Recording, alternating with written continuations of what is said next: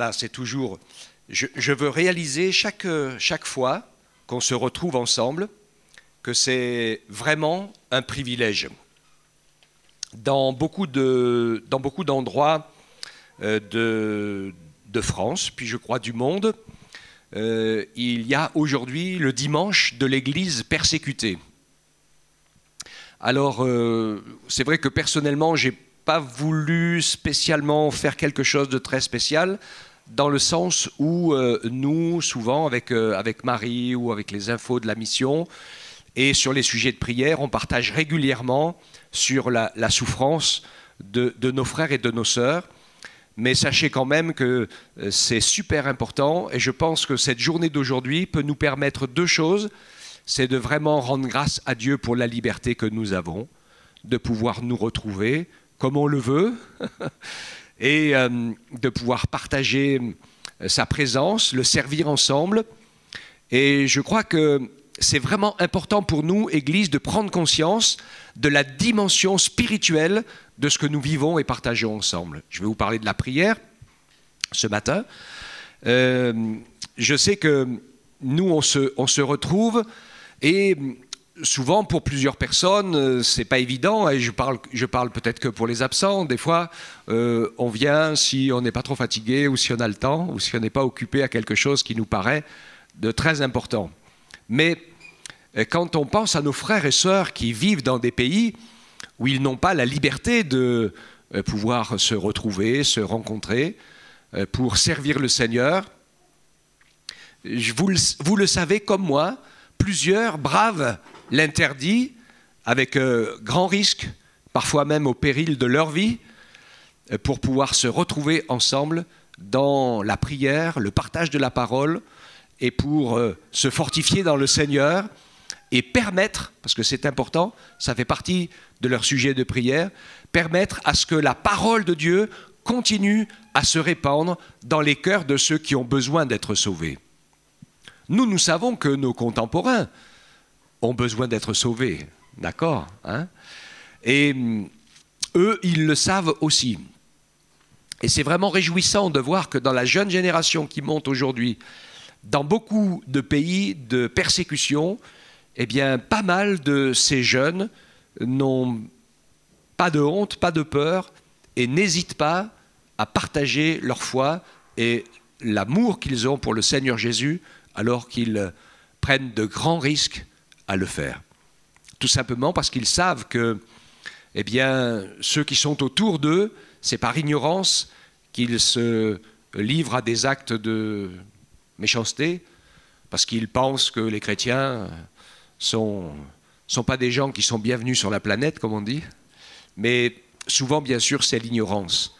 Nous savons que nous sommes dans des temps particuliers de combat spirituel, et que comme à l'origine de l'Église chrétienne, à la fin, avant que le Seigneur Jésus revienne, eh bien, nous voyons beaucoup de pays et beaucoup de situations où la foi est combattue et où la persécution avance. Donc, premier élément, remercions Dieu pour la liberté que nous avons de nous retrouver. Réalisons, comme eux le réalisent, que c'est très important de pouvoir être ensemble pour servir Dieu, pour être renouvelé dans sa force, dans son esprit, dans les talents et dans les dons et dans le fruit de l'esprit, parce que vous le savez comme moi, il n'y a que ce surnaturel, cette réalité de la vie de Dieu vécue en nous qui peut toucher les cœurs et les vies de ceux qui sont autour de nous. On ne va pas toucher leur cœur et bouleverser leur vie simplement parce qu'on est des gens gentils, honnêtes et respectueux.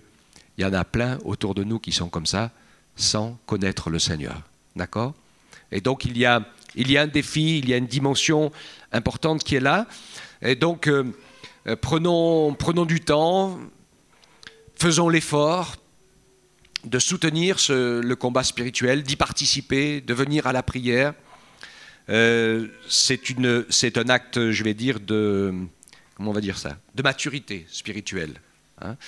Comme je le dis souvent, quand on devient parent et qu'on a un bébé qui arrive à la maison, qu'on soit fatigué, pas fatigué, qu'on ait envie ou pas envie, il faut s'en occuper. Hein. Il faut se lever la nuit, il faut lui donner à manger, il faut le changer. Et il faut, dans la mesure du possible, bien sûr, en prendre soin.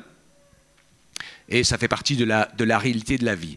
Et Dieu veut nous encourager aussi à cette même maturité spirituelle, sachant que le Seigneur a une famille, et il veut que cette famille grandisse, il veut que les âmes soient sauvées, enfantées à la fois à la nouvelle naissance, et ça ne se fera que dans la prière, dans le combat, dans le service du Seigneur ensemble, et aussi dans l'attente et à l'écoute de sa voix, de sa parole et de sa volonté. Pour que notre foi soit fortifiée, l'homme ne vit pas de pain seulement, mais de toute parole qui sort de sa bouche.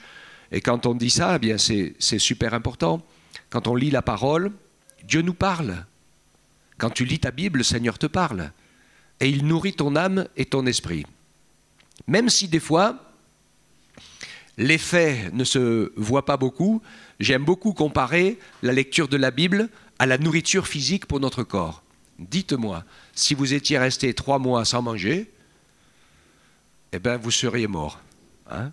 Mais pratiquement aucun d'entre nous n'est capable de dire qu'est-ce que nous avons mangé chaque jour de 2017, par exemple. Peut-être que si nous avons fait une fête exceptionnelle, en famille ou avec des amis, qu'on a goûté un mets particulier qu'on n'avait jamais goûté, peut-être comme quelque chose qu'on aura le 18 novembre, je ne sais pas, je dis ça comme ça. Hein.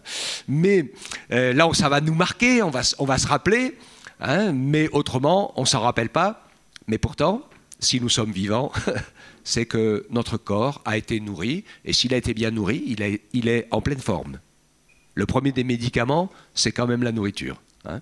Et donc Dieu nous encourage à être attentifs à cela aussi par rapport à notre santé. Eh bien, spirituellement, la parole de Dieu fait la même chose. Il y a des moments où la Bible nous parle d'une manière particulière, des moments où quelque chose nous touche, nous bouleverse, des moments où on n'a pas forcément l'impression qu'il se passe quelque chose. Mais pourtant, le Saint-Esprit construit, est à l'œuvre. Il engrange dans notre mémoire les choses qui nous sont nécessaires d'entendre, de connaître et de comprendre. Et un jour, certainement, dans une situation particulière, critique ou difficile, dans un choix ou une parole à donner à quelqu'un, eh bien le Seigneur pourra lui-même, par son Esprit Saint qui nous habite, puiser dans notre mémoire, dans notre esprit, dans notre pensée, des choses qu'il nous a données, qu'il nous a communiquées et qui répondent exactement aux besoins, aux questionnements, à la situation dans laquelle se trouve la personne qui est en face de nous. Amen. Si nous ne nous étions pas nourris, si nous n'étions pas fortifiés dans la parole, eh bien, on se retrouverait juste avec quelques mots comme ça, humains, gentils, mais qui n'ont pas beaucoup d'efficacité pour venir au secours des gens. Premier verset que je veux partager avec vous, Matthieu 18, 20. Je vais vous dire toutes des choses simples qu'on connaît ce matin et qui sont tellement importantes. Vous savez, il y a des choses qui sont compliquées dans la Bible, il y a des gens qui disent « Oh là là, il y a des choses qui sont très compliquées ». Alors je l'encourage toujours, je dis « Commencez déjà par mettre en pratique ce que vous avez compris ». Et ensuite, le Seigneur vous aidera à comprendre des choses plus compliquées si vous en avez besoin. Parce que la tête remplie, ça ne sert pas toujours à grand-chose. Alors, Matthieu 18, 20 nous dit « Car là où 2 ou 3 sont assemblés en mon nom, je suis au milieu d'eux. » Il y a un premier rappel précis de Jésus à se rassembler pour l'adorer, le prier, partager sa parole, le mettre à l'honneur, venir pour être ensemble, en son nom, pour que le Seigneur nous trouve disponibles pour faire son travail dans nos vies. Comme ce qui s'est passé pour Jésus après le baptême, l'Esprit Saint l'a pris et puis il l'a conduit au désert. Ce n'était pas le meilleur moment pour Jésus, ça a été le moment de mise à l'épreuve et c'était nécessaire. L'Esprit Saint ne nous conduit pas toujours dans des situations les plus faciles, parce que nous avons des choses à apprendre, et apprendre à compter sur Dieu, apprendre toutes sortes de situations et de trouver des solutions surnaturelles et avec la grâce de Dieu qui nous accompagne, eh bien ça ne va pas se faire si on ne se retrouve pas dans des situations où nous n'avons pas, nous, d'explication, d'issue humaine, où on n'a pas de solution de sortie, ou alors on pourrait être découragé, anéanti, perdre espoir, perdre confiance. Le Seigneur veut que nous puissions, en nous retrouvant ensemble, en nous mettant sous son action, en permettant au Saint-Esprit de travailler, de nous donner la foi comme fruit de l'Esprit qui est la confiance, sachant que Dieu ne nous abandonne pas, même si parfois nous traversons certains déserts. Il est là. Amen. Hein, ça c'est vraiment, vraiment important.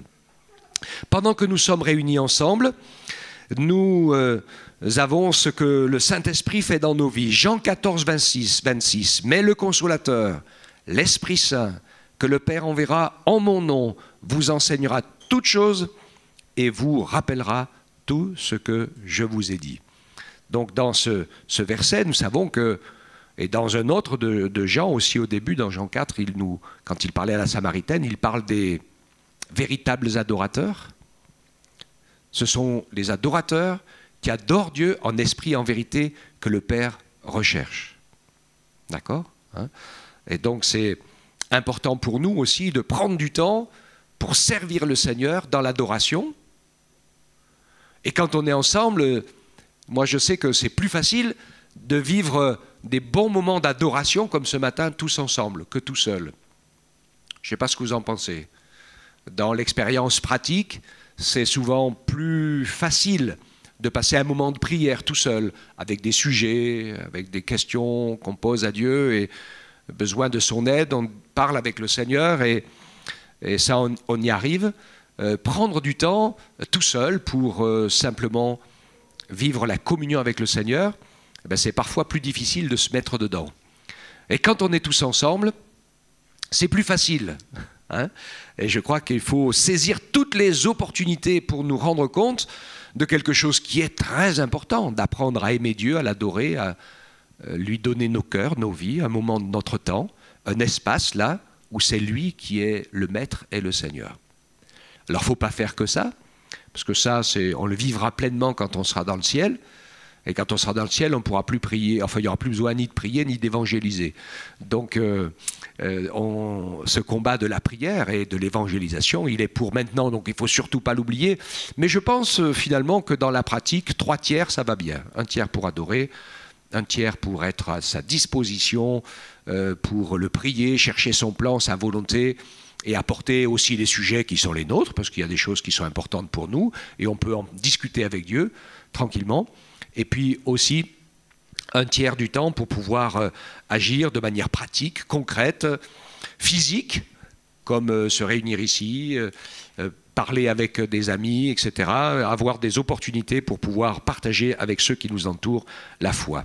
Le Seigneur veut nous encourager à pouvoir ainsi être sensibles. J'ai pris ce verset de Éphésiens 4:30 qui nous dit « N'attristez pas l'Esprit Saint de Dieu pour lequel vous avez été scellés pour le jour de la rédemption ». Je pense que si nous sommes, ou si nous demeurons comme des chrétiens enfants, qui sont toujours juste en train de parler à Dieu pour lui demander « donne, donne, donne, j'ai besoin de ceci, j'ai besoin de cela, etc. » Nous risquons fort quand même quelque part d'attrister l'Esprit Saint parce que nous nous retrouvons complètement focalisés et tournés sur notre personne, sur nos propres besoins ou sur les besoins de ceux qui nous entourent. Et je pense que ce n'est pas du tout une bonne manière de faire. Nous voyons Jésus et les apôtres. Jésus partageait la parole de Dieu. Il communiquait avec ses apôtres pour leur montrer quelles étaient leurs missions. Quand ils sont arrivés, eh bien, ils se sont laissés inspirer par la parole. En se laissant inspirer par la parole, eh bien, ils pouvaient remplir cette mission et annoncer la parole de Dieu sur toute la terre dans laquelle ils étaient, et puis aussi bénir ceux qui venaient à l'écoute de la parole au nom du Seigneur. Alléluia. Donc l'école est la conduite de l'Esprit Saint qui veut nous faire grandir et nous interpeller, c'est la priorité. Ensuite, l'unité dans la prière, Matthieu 18, 19. Je vous dis encore que si 2 d'entre vous s'accordent sur la terre pour demander quelque chose, elle leur sera donnée par mon Père qui est dans les cieux. Amen. Il nous montre ici qu'il y a aussi quelque chose de tout à fait particulier dans la prière ensemble, qui est aussi importante que la prière tout seul. On sait que c'est aussi important de prier tout seul, parce que le Seigneur le dit, quand tu pries, entre dans ta chambre, ferme ta porte et prie ton Père qui voit dans le secret, et ton Père qui est dans le secret, il te le rendra.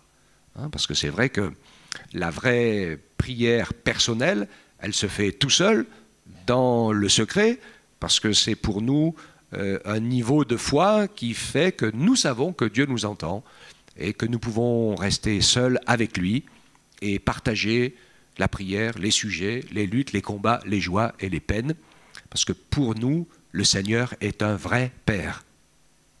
Amen. Hein? Et nous savons, et c'est important aussi, c'est normal, que de prier ensemble va nous entraîner en deux choses, partager aussi des sujets. Il y a des moments où on ne peut pas s'en sortir tout seul dans la prière. Et c'est normal. De manière humaine, il y a des moments où on est submergé, dépassé. Et c'est vrai que nous avons tendance finalement souvent à rester trop repliés. Moi, il m'arrive tellement souvent d'aller voir des personnes. Et puis, quand je vais les voir et que je creuse un peu, surtout en Creuse, eh bien, je m'aperçois qu'il y a des choses qui sont là difficiles et qui ne sont pas sorties du tout. J'ai dit, mais pourquoi tu ne le dis pas? Pourquoi tu ne partages pas? Pour qu'on prie à plusieurs avec toi sur ce sujet-là. Parce que tout seul, cette fois, tu es arrivé à un niveau de submersion. C'est comme quelqu'un qui s'engage dans un marécage. Eh bien, vous ne pouvez pas sortir tout seul. Hein. Dans le marécage, s'il n'y a pas quelqu'un d'autre de l'extérieur qui vous envoie une bouée, une corde, et qui vous tire, hein, c'est comme ça qu'on imaginait la miséricorde de Dieu, à un moment donné. Hein, c'était une petite fille qu'on disait, ça c'est quoi la miséricorde? Eh bien, c'est Dieu qui voit les hommes dans la misère, il leur jette une corde. C'est pas difficile, hein, tu t'accroches à la corde et il te sort de la misère.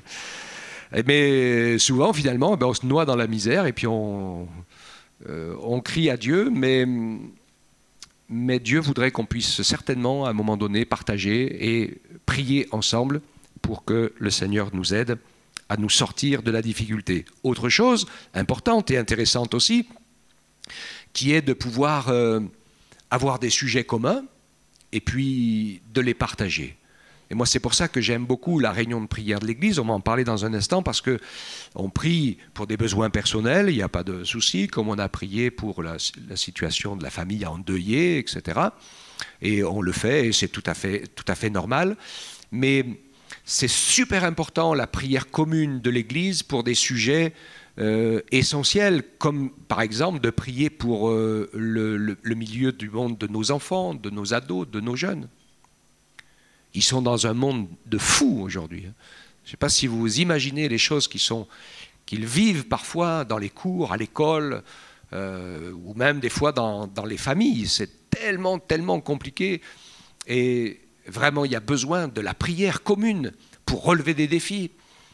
Il faut qu'on sache, quand j'apprends par exemple que vous avez des gens qui sont dans le monde du satanisme et qui se réunissent ensemble pour prier et jeûner pour que les couples chrétiens et pastoraux divorcent, ils sont capables de le faire.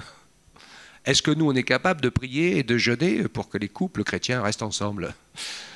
Pour que les enfants des chrétiens ne se laissent pas happer par le monde et qui viennent à la foi, qui ne se laissent pas dévorer par le monde d'aujourd'hui, qui ne laissent plus aucun espace dans leur temps, dans leur esprit, dans leur cerveau pour construire les choses spirituelles. Nous avons des enfants qui sont manipulés. Le monde d'aujourd'hui est constitué pour les téléguider, les manipuler, et ils ne s'en rendent même pas compte, ils n'ont plus une minute à eux. Avec le fait de ne plus réussir à leur décoller le nez du téléphone portable, c'est une preuve irréfocable de ça. Être capable de prendre du recul, se construire avec des choses sérieuses dans lesquelles on a réfléchi et de se déconnecter du monde présent pour passer du temps dans la réflexion personnelle, dans la méditation, dans l'écoute de Dieu, de sa parole, s'écouter un peu soi-même aussi, voir l'écho qu'on a. On ne sait plus faire tout ça. Il y a plein de choses qui sont des éléments fondamentaux de la vie qu'on ne sait plus faire. Il ne faut pas s'étonner qu'on pète les plombs après. Donc Dieu veut nous encourager à pouvoir nous unir dans la prière. Alors, l'unité dans la prière, c'est quand même quelque chose qui a un double sens. On peut être unis parce qu'on prie tous ensemble pour un sujet commun. Maintenant, la question se pose de savoir si nous sommes vraiment unis. C'est pas évident. OK ? Et il y a la question d'être unis, quand Paul disait « ayez un même cœur, une même âme, une même pensée ». Bon, ça, c'est un peu compliqué. Hein. Et je pense que ce n'est pas forcément possible au niveau de plein de petites choses, de détails de la vie et de conception que nous avons de certaines choses. Le Seigneur ne nous demande pas d'être des robots, comme des gens formatés dans une secte qui, chacun doit penser la même chose que le grand sachem des prairies. Et ce n'est pas du tout de cela dont il est question. Mais en fait, on voit ici qu'il y a un développement de l'amour pour Dieu et pour son œuvre. Et donc pour ceux qui ont besoin de rencontrer Jésus, les frères et sœurs, les gens qui sont perdus. Et on n'a pas besoin d'être d'accord sur les détails de la vie, mais on a besoin d'être d'accord sur le désir que des personnes soient sauvées et d'être d'accord sur le fait, et ça c'est plus difficile, que le Seigneur doit avoir la première place dans notre cœur. Dieu ne partage le pouvoir avec personne. Nous sommes ses servantes et ses serviteurs. Et c'est lui, normalement, qui donne les ordres. Hein ? Et donc, nous sommes encouragés à avoir ce bon état d'esprit pour faire les bons choix au bon moment. Et je me rappelle toujours l'exemple, et c'est super intéressant cet exemple, le premier acte de sagesse de Salomon. Vous vous rappelez, avec les deux femmes prostituées qui avaient chacune un bébé, dont une en a écrasé un, et puis elle a volé celui de l'autre, etc. Donc vous connaissez tous l'histoire, hein, finalement. Et puis quand il a dit, prenez le bébé, coupez-le en deux, vous en donnez la moitié à chacune, comme ça, voilà. Hein, et donc évidemment, eh bien, celle qui n'était pas la mère et qui avait déjà perdu le sien, elle a dit, ouais, c'est ça qu'il faut faire. Mais celle qui était la mère, elle a préféré que ce soit l'autre qui l'élève, on ne sait pas comment, mais pourvu qu'il reste vivant. OK, hein? Et c'est intéressant de se poser la question toujours dans notre cœur à nous. Est-ce que nous sommes prêts à changer de manière de faire, d'être, de penser, etc. pourvu que le plan de Dieu se réussisse, que des âmes soient sauvées, que le salut de Dieu soit annoncé. Je pense que dans l'Église, c'est plus difficile, mais c'est plus efficace de faire quelque chose tous ensemble plutôt que d'avoir toujours raison. OK ? Donc ça demande tout un tas de réflexions où je parle ici sur l'unité dans la prière, et Dieu veut nous encourager. Jean 15, 16, la prière inspirée, ce n'est pas vous qui m'avez choisi, mais moi, je vous ai choisi, je vous ai établi, afin que vous alliez et que vous portiez du fruit, et que votre fruit demeure, afin que ce que vous demanderez au Père en mon nom, il vous le donne. Amen. Ici, dans ce thème que j'ai appelé la prière inspirée, il y a quelque chose qui, pour moi, est tellement, tellement important. Je dis que nous avons besoin de rechercher que le Seigneur nous inspire par son esprit pour que nous apprenions à prier les prières du Saint-Esprit. Quand je dis ça, ça veut dire quoi ? Ça veut dire que moi, j'ai des sujets de prière qui sont plus ou moins importants dans ma vie, dans ma réflexion, dans mon intelligence. Mais le Seigneur Jésus, qui bâtit son Église par son Esprit Saint, a aussi des sujets de prière. Il voudrait que les choses soient faites. Il voudrait qu'il y ait des priorités dans nos vies. Il voudrait, je suis sûr qu'il a un plan, je suis sûr qu'il a un dessein, et qu'il veut nous emmener à une vie de communion, d'amour avec lui, qui grandit et qui produit du fruit inspiré. Et je vais vous dire quelque chose que j'ai déjà dit, parce que j'en suis archi convaincu, le vent du monde est en train de tourner, et Dieu nous encourage à mettre la priorité des priorités pour vivre comme ça, et à nous y engager, maintenant, à prendre du temps, ensemble. Vous allez dire que je fais de la pub pour la semaine de prière de la fin novembre? Oui, bien sûr. Ou pour les réunions de prière de l'Église. Mais je ne fais pas que de la pub, c'est tellement important. Je vous dis quelque chose dont je suis archi convaincu. Dieu veut qu'on y arrive pour qu'on vive dans cette communion d'amour, qu'on puisse arriver à faire la part l'écart des choses entre ce qui est important spirituellement, etc., et ce qui n'est pas important, ce qui est matériel. Il y a tout un tas de choses dans lesquelles le Seigneur veut nous faire entrer, qui sont nécessaires pour qu'on soit prêt, bien prêt à rentrer dans sa maison. Et si on ne veut pas s'y mettre maintenant, la persécution nous y mettra d'office. Ce n'est pas la première fois que je le dis, mais je sais que c'est une réalité, malheureusement, dans laquelle les hommes sont souvent conduits, parce que, je le reconnais, hein, c'est difficile pour nous de nous arracher à ce présent siècle qui nous happe dans tous les domaines et qui nous mange tout entier, pour pouvoir donner à Dieu ce qui lui revient de droit, parce que nous lui appartenons, et normalement, nous sommes censés ne plus vivre pour nous-mêmes, mais vivre pour lui. Que Dieu nous fasse la grâce de travailler sur ces moments-là. La première Église avait 4 fondements. Donc je rappelle, pour moi, ce sont les 4 fondements de la vie de disciple. C'est Acte 2, 42. Il parle de la première Église réunie. Il persévérait dans l'enseignement des apôtres, dans la communion fraternelle, dans la fraction du pain et dans les prières. Ils avaient complètement réorganisé leur vie sociale, leur vie de famille, leur vie de travail, matériel. Tout a été révolutionné dans la vie chrétienne des premiers chrétiens. Nous ne sommes pas forcément obligés de les imiter, mais ce que je comprends par rapport à leur vécu, c'est qu'ils ont changé tout ce qu'il y avait à changer pour donner la priorité à ce que Dieu voulait faire avec leur vie. Est-ce que vous êtes d'accord avec ça ? Et c'était vraiment une marque de réveil et de communion avec la vérité du Saint-Esprit, parce que sans le savoir, en mettant tout en commun, eh bien, ils ont mangé tous leurs biens ensemble, il ne leur restait plus rien, mais je pense que l'Esprit de Dieu était vraiment dans l'affaire, vu que de toute façon, la persécution qui arrivait, la destruction de Jérusalem, etc., faisait que de toute façon, ils auraient tout perdu et qu'ils ont été obligés de s'enfuir pour se sauver de la persécution qui montait. Mais quand le jugement est tombé sur Jérusalem en 70, alors il n'y a pas eu grand monde de survivants, tel que Jésus l'avait prophétisé à ce moment-là. Quand vous regardez la prophétie de Jésus qui parle de la fin des temps, la première partie du texte, quand il dit que priez pour que ça n'arrive pas en hiver, leur fuite, ni un jour etc., de sabbat, pour que celui qui est dans les champs ne rentre pas à la maison, il parlait de la destruction de Jérusalem.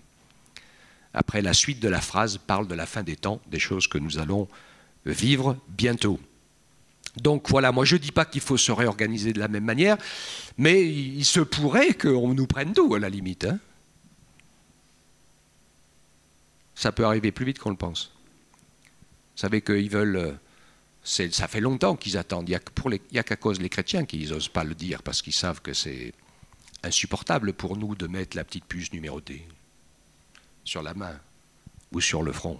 Mais quand elle passera, plus personne ne pourra ni acheter ni vendre. Déjà aujourd'hui, hein, si on ne rentre pas dans les clous du monde dans lequel nous sommes, vous ne pouvez pas aller au bureau de votre patron avec votre porte-monnaie en lui disant « je veux ma paye » en liquide.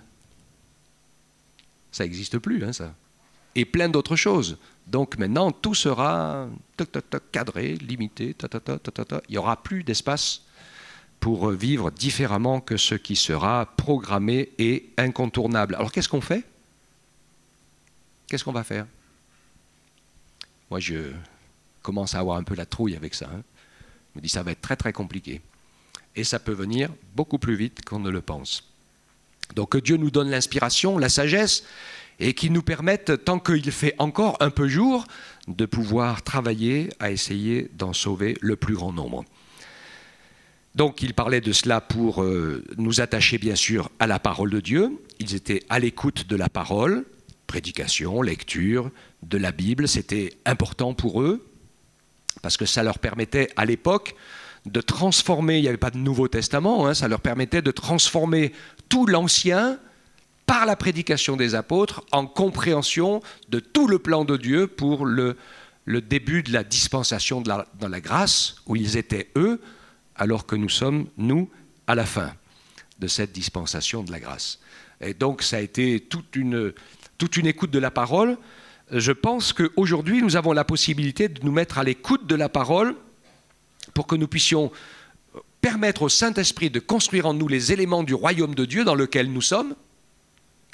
Et ce royaume de Dieu dans lequel nous sommes entrés par la foi en donnant notre vie à Jésus, qui devient de plus en plus incompatible avec le royaume de ce monde où ce sont les ténèbres qui gouvernent, le prince de la puissance de l'air, du monde dans lequel nous sommes. Et nous allons vivre ce que le livre de l'Apocalypse nous rappelle, que celui qui est souillé se souille encore, etc. etc. Il parle du monde qui sombre de plus en plus dans le péché, et que celui qui est saint se sanctifie encore, etc. Et il nous parle donc de ceux qui ont compris le chemin de la vie et qui vont être obligés de s'accrocher de manière forte et sérieuse pour pouvoir tenir ferme. Je vous ai donc parlé de la communion fraternelle, j'y reviens pas, mais c'est important de pouvoir, bien sûr, vivre les choses ensemble, servir le Seigneur ensemble, travailler à apprendre à nous aimer les uns les autres, apprendre à nous respecter les uns les autres, apprendre à prendre soin les uns des autres. Et ce n'est pas à sens unique.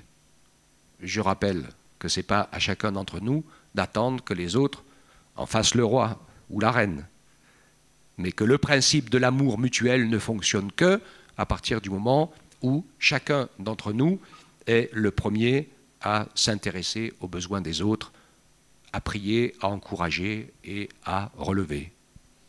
Sinon, ça ne peut pas marcher. On connaît tous le même principe. Donc, il parlait de la fraction du pain, qui était comme on se retrouve bien sûr le matin, et ce matin, et qui pour moi... Et ils prenaient leur repas en commun aussi, on sait, parce qu'ils avaient une communauté de vie. Pour moi, c'est une obéissance matérielle et physique au commandement de Jésus. Soyons attentifs de ne pas vivre une foi dichotomique. Vous vous rappelez, j'aime bien ce mot, parce que, voilà, mais c'est rien, c'est pas grave. C'est juste pour dire qu'on peut savoir plein de choses, être un super chrétien dans sa tête, on a compris beaucoup de choses de la Bible, etc., etc., mais dans le concret des faits, ça doit nous entraîner à avoir une vie changée, une vie de pardon, de grâce, de miséricorde, d'amour, de respect, de droiture, etc., de courage, et tout un tas d'éléments qui font partie du fruit de l'esprit et qui fait qu'avant d'imposer la parole ou les idées aux autres, nous devons nous les imposer à nous-mêmes et que cela porte du fruit pour que notre vie soit changée et transformée et que les gens qui soient autour de nous aient envie de nous ressembler. Alléluia. Ça, c'est bien sûr complètement important. Obéissance matérielle, physique, au commandement de Jésus, de ne pas vivre un évangile désincarné, qui soit simplement des grandes réalités dans lesquelles nous croyons, mais qui ne nous investissent en rien.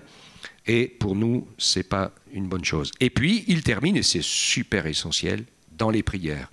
La réalité du combat spirituel, le verset d'Éphésiens 6,12, « Car nous n'avons pas à lutter contre la chair et contre le sang, c'est aucun homme, aucune femme qui est notre ennemi, mais contre les dominations, les autorités, les princes de ce monde de ténèbres, contre les esprits méchants dans les lieux célestes. » Et quand je fais la prédication sur l'Église, je rappelle que Paul disait qu'aujourd'hui, les autorités, celles qu'on vient de lire, connaissent par l'Église le mystère incroyable de la puissance et de la sagesse infiniment variée de Dieu.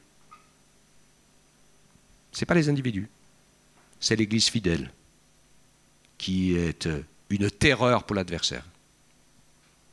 Parce que quand on marche dans l'unité, dans l'amour, dans la priorité de l'accomplissement de la volonté de Dieu, alors l'Esprit Saint peut être à l'œuvre, et avec l'œuvre de l'Esprit Saint en nous, nous sommes la seule entité au monde qui peut non seulement lui résister à l'adversaire, mais gagner du terrain et lui prendre des victimes.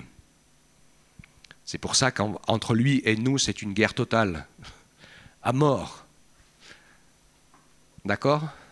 Cheveu par cheveu, tête par tête. Et Dieu veut nous encourager à remporter cette victoire, bien sûr, dans l'amour et dans la prière, parce que c'est dans la prière que les choses se manifestent et se passent. Et donc, le Seigneur nous encourage à nous attacher à ces choses, à y persévérer. Matthieu 24, 13, celui qui persévérera jusqu'à la fin sera sauvé. Et Romains 12, je vous l'ai cité la dernière fois, je vous exhorte, frères, par les compassions de Dieu, à offrir vos corps comme un sacrifice vivant, saint, agréable à Dieu, ce qui sera de votre part un culte raisonnable. Donc c'était le thème de dimanche dernier. Et il y avait là, ici aussi, le lien entre la réalité de notre vie tous les jours, dans laquelle le Seigneur nous appelle à vivre, sa parole, sa présence et son amour pour porter un fruit qui est spirituel et qui ne change pas. Et c'est important de se poser la question du fruit.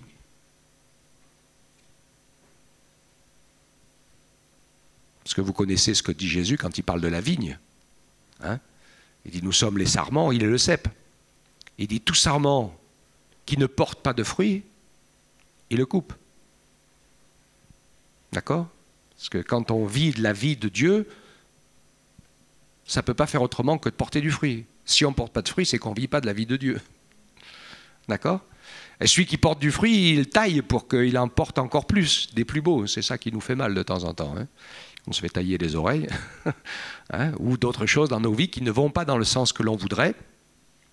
Mais c'est important d'apprendre, parce que parfois, on ne se rend pas compte que c'est le Saint-Esprit qui veut nous diriger, nous apprendre des choses.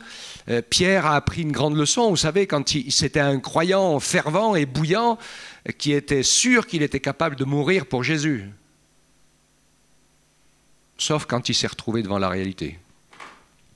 Et là, ça a été compliqué. Hein. On sait que finalement, dans ce moment-là, livré à lui-même, il a plus trouvé la force. Et ce n'est pas un jugement, hein, parce que le Seigneur ne l'a pas rejeté pour ça, pour autant. Hein. Mais il a vécu une sacrée expérience. Et Dieu lui en rajoute une deuxième, parce que quand il lui parle, après lui avoir dit que, après cette expérience d'humiliation, où il se retrouve humilié complètement, eh bien le Seigneur va lui confier de grandes responsabilités. Comme disait l'apôtre Paul, il avait appris la leçon, c'est quand je suis faible que je suis fort. Hein. Et donc, on veut apprendre à compter sur le Seigneur Jésus et à jamais être trop présomptueux de soi-même. Et après, le Seigneur lui dit quelque chose. Il dit, quand tu étais jeune, tu mettais ta ceinture, et à l'époque, hein, les gens, ils avaient une ceinture de lin autour du corps qui les rendait forts et qui leur permettait de marcher longtemps, de se déplacer, de travailler, etc. Et il dit, quand tu étais jeune, tu mettais ta ceinture et tu allais où tu voulais. Mais quand tu seras vieux, quelqu'un d'autre te mettra la ceinture. Et il t'emmènera là où tu ne veux pas aller. Alors ça parle de choses physiques, mais c'est certainement très spirituel.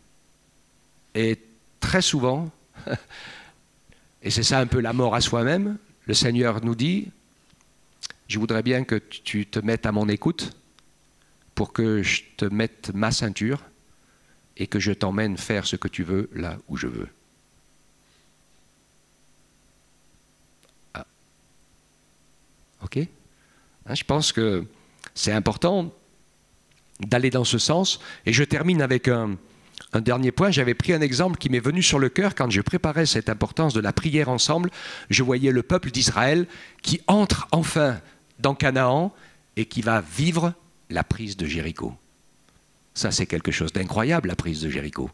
Hein, on voit, là, c'est vraiment un combat spirituel. Parce que Jéricho, il ne s'est pas écroulé avec des catapultes et des cordes ou des câbles pour tirer les pierres par terre. Après, la suite du combat s'est faite avec le jugement qui est tombé sur cette ville. Mais la réalité, on sait que la prise de cette ville, elle est complètement spirituelle. Et que le Seigneur est venu à la rencontre de Josué et il lui a dit, voilà les directives pour la prise de cette ville. Ce n'est pas très militaire, ce n'est pas très guerrier.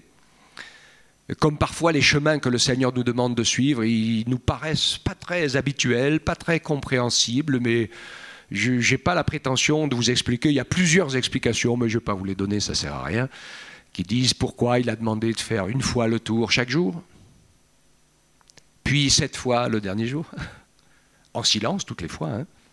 Et puis le dernier tour de la 7e fois du dernier jour, tout d'un coup, à un moment donné, au son du corps, eh bien, tout le monde s'est mis à pousser des cris, un cri immense de guerre, et sur ce cri de guerre incroyable, toutes les murailles de Jéricho se sont écroulées, sauf la maison de Rahab, qui était sur la muraille et qui avait accroché le fil rouge à sa fenêtre. pour avoir abrité les espions et donc avoir fait une alliance avec le Seigneur. Alléluia. On pourrait faire des prédications rien que sur la prise de Jéricho, c'est incroyable. Et moi, ce que je retiens, en fait, et ce dont je suis sûr, c'est que pour les derniers temps, le Seigneur a un plan. Il a un plan pour nos vies personnelles, il a un plan pour nos vies, pour l'église de Guéret, il a un plan pour la France, comme il a un plan pour le monde. Moi, j'ai du mal à comprendre, je ne sais pas vous, c'est pas évident. Hein, pourquoi il faut faire cette fois le tour sans rien voir? Et parfois, c'est ça ou c'est autre chose. Je vous dis ça pour montrer que... Mais ce qui est important, c'est de nous laisser inspirer par la parole, de comprendre que Dieu a un plan, que le Seigneur a besoin de nous pour son plan, et que nous avons besoin d'avoir le cœur et l'esprit ouverts pour faire partie de cette épouse qui se prépare pour le Seigneur, l'époux qui revient bientôt. Que ça doit être à nous, enfants de Dieu, aujourd'hui et pour les jours qui viennent, notre préoccupation première. Pas la dernière. Le dimanche, c'est le premier jour de la semaine, pas le dernier. Et dans notre tête, c'est souvent l'inverse. Ok, hein, c'est le dernier, c'est à la fin. Après qu'on a fait tout ce qu'on a... S'il nous reste du temps, s'il nous reste de l'argent, s'il nous reste ceci, si... C'est pas comme ça que ça marche. La semaine, elle commence aujourd'hui. Avec la louange, l'adoration, la recherche des directives de Dieu, la prière de l'Église pour ce qu'il veut pour nous, pour la suite, le soutien de ce qui se fait déjà, c'est tellement important. Hein, que nous puissions prier. Il y a des personnes, des âmes qui viennent ici. En ce moment, il y a quelques personnes d'un côté, de l'autre, que le Seigneur est en train d'amener, puis il va en amener d'autres. Et il faut qu'on puisse ensemble se retrouver dans la prière pour que Dieu les touche, que quand ils arrivent là, ils soient saisis par le Saint-Esprit et qu'ils ne ressortent pas comme ils sont rentrés. Mais ça ne se fait pas tout seul. Hein. Ça ne se fait pas tout seul. Si on ne combat pas pour ça, ça ne se fait pas du tout. Ou très très peu, ou très rarement.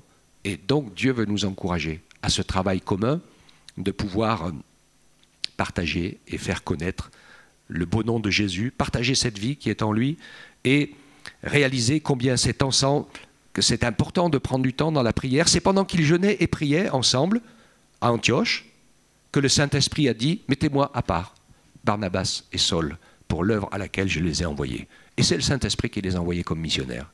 Et ils ont parcouru toute l'Asie mineure et autres, et ils ont ouvert des églises partout. C'était le temps de Dieu, c'était l'œuvre de Dieu, c'était la directive du Saint-Esprit. Alléluia. Et on n'est pas tous appelés à être des missionnaires comme ça, mais on est tous appelés à quelque chose. Ça, j'en suis archi sûr. Le Seigneur nous appelle tous à quelque chose. Il nous a tous donné des talents, il nous a donné un endroit. À l'endroit où tu es, toi, il n'y a que toi qui y es. Moi, j'y suis pas. Et à l'endroit où je suis, tu n'y es pas. Okay. Donc, si tu es à un endroit particulier, eh bien, le Seigneur permet que tu y sois. Et il y a sûrement quelque chose, une idée, une pensée, quelque chose de l'Esprit Saint qui est là et que le Seigneur dit. Et je pense que plusieurs d'entre nous, on l'a vécu à un moment donné, où on a dit une parole, on a fait quelque chose, il s'est passé quelque chose. Et puis, Dieu agit, Dieu parle. Et il le fait, c'est important pour nous d'être attentifs à cela. Que ça soit comment je vais dire ça, que ce soit cette eau-là et ce feu-là qui fasse bouillir notre marmite. Et pas les préoccupations de ce monde. Auxquelles il faut qu'on s'occupe, bien sûr, évidemment, hein, il n'y a pas de souci, mais ce n'est pas ça le feu ni l'eau de la marmite. On est d'accord avec ça, hein? Que Dieu nous aide, nous encourage, et qu'il nous permette ainsi d'être trouvés comme si, et nous le sommes, ces vierges sages qui continuent à se remplir d'une huile renouvelée parce que nous vivons avec le Saint-Esprit, avec cette sensibilité, avec ce désir de pouvoir dire au Seigneur, la priorité, ce n'est pas ma priorité, c'est ta priorité. c'est pas plus important que de le dire et de le penser, de le concevoir. Hein. On a toujours du temps, on a toujours les moyens, on trouve toujours une solution pour faire ce qu'on a envie de faire. Vous croyez pas? On finit tout par trouver le temps, on finit par trouver l'argent, on finit par trouver la solution pour ce qu'on a envie de faire. Donc, c'est pareil pour le Seigneur, pour son plan et pour sa volonté. Amen. Que Dieu nous fasse la grâce, qu'il nous permette de le servir. On va chanter un chant, c'est ça? Oui, on va chanter un chant ensemble pour remercier le Seigneur de ce moment. On va en profiter pour prier les uns pour les autres. Je voudrais bien que pendant ce chant, ce moment où on chante, eh bien, on puisse se lever aussi, se prendre par la main, et puis qu'on puisse vraiment prendre quelques minutes, pas longtemps, hein, juste quelques minutes, pendant lesquelles on va vraiment prier de tout notre cœur pour la personne qu'on a dans la main droite et la personne qu'on a dans la main gauche. Alléluia. Hein? En espérant, j'espère, au minimum, qu'on apprenne à connaître les prénoms. Hein? Aussi, apprenons à nous connaître pour pouvoir continuer à prier les uns les autres. Et pourquoi, pendant cette semaine, chaque jour, ne prendriez-vous pas un petit moment pour prier pour celui ou celle pour qui vous avez commencé de prier aujourd'hui? Qu'est-ce que ça vous dit? Alléluia. Hein? Ça, je pense que c'est important. Venez le célébrer. Je veux chanter et célébrer celui qui m'a donné la victoire.